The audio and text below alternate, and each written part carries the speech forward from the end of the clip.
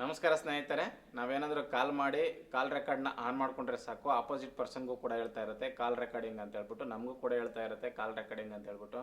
ಇದು ತುಂಬ ಇರಿಟೇಟ್ ಆಗ್ತಾ ಇರುತ್ತೆ. ಇದನ್ನು ಆಫ್ ಮಾಡ್ಕೋಬೋದು ಯಾವ ಥರ ಅಂತ ಹೇಳ್ಬಿಟ್ಟು ಇವಾಗ ನಾನು ಈ ಒಂದು ವಿಡಿಯೋದಲ್ಲಿ ನಿಮಗೆ ತಿಳಿಸ್ಕೊಡ್ತೀನಿ.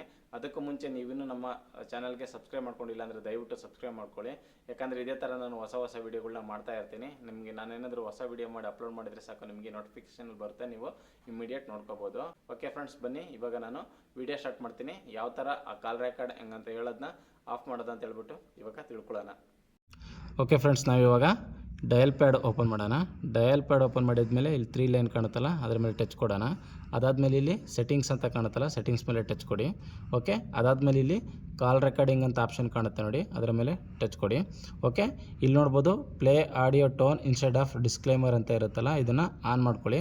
ಅದಾದಮೇಲೆ ಅಗ್ರಿ ಅಂತ ಕೊಡಿ. ಓಕೆ, ಈ ಸೆಟ್ಟಿಂಗ್ಸ್ನ ನೀವು ಆನ್ ಮಾಡಿಕೊಂಡ್ರೆ ನಿಮಗೆ ಕಾಲ್ ರೆಕಾರ್ಡಿಂಗ್ ಮಾಡಬೇಕಾದ್ರೆ ನಿಮ್ಗೆ ಆಪೋಸಿಟ್ ಪರ್ಸನ್ಗೂ ಹೇಳಲ್ಲ ಮತ್ತು ನಿಮಗೂ ಹೇಳಲ್ಲ. ಸೊ ಐಡಿಯಾಗೇ ನೀವು ಕಾಲ್ ರೆಕಾರ್ಡ್ನ ಮಾಡ್ಕೋಬೋದು. ಓಕೆ ಫ್ರೆಂಡ್ಸ್, ಈ ಮಾಹಿತಿ ಇಷ್ಟ ಆಗಿದ್ದರೆ ದಯವಿಟ್ಟು ನಮ್ಮ ಚಾನಲ್ಗೆ ಸಬ್ಸ್ಕ್ರೈಬ್ ಮಾಡಿ.